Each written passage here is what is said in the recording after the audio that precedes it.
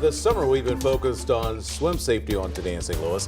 And this morning, the CDC reports that black children have the highest drowning rate in swimming pools among all kids in America. Our Sydney Stallworth is live near the Shaw Park Pool in Clayton as she takes a deeper dive into why this is. Sydney, what have you learned this morning? Well, Michelle, Rennie, I've been doing quite a few swim safety stories this summer, and every time I learned something new. Now, we do know that drowning is the leading cause of death for kids ages 1 to 4, but I have learned that some kids are at a higher risk than others. The CDC reports that black children ages 10 to 14 are more than 7 times more likely to drown in a swimming pool than white kids in the same age group. I wanted to know why this was, and I met with some experts in the area who are working to make sure kids in the St. Louis area have an equal opportunity to swim safely. There you go. We very much do swim, and so do other cultures. There is that disparity that is showing up in the statistics that we drown at a higher rate. The racial disparities in swim proficiency are nothing new, especially when it comes to Black Americans.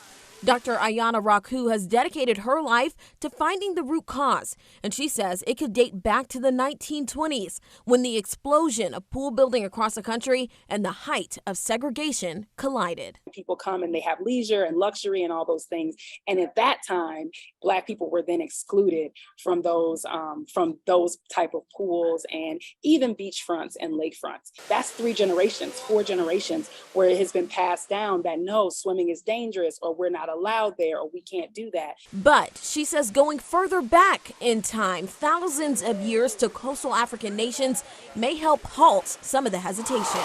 Good job. Particularly Black women were masters of the water in a way that they would trade between ships. So they carry things on their back, dive depths of water of 40 to 50 feet. Birch McMullen is the owner of British Swim School in St. Louis. His mom, Lisa McMullen, runs the Swim On Foundation. It was founded in memory of Birch's brother, Nicholas, who drowned at younger than 22 months old in a residential pool. Now, he dedicates his life to teaching kids to swim, so no family has to experience that same tragedy. Formal swim lessons can reduce the risk of drowning by 88% for kids 1 to 4, which is amazing. But other barriers are sinking efforts for equality. In neighborhoods with lower incomes are probably less likely to have community pools, sort of for the same reason.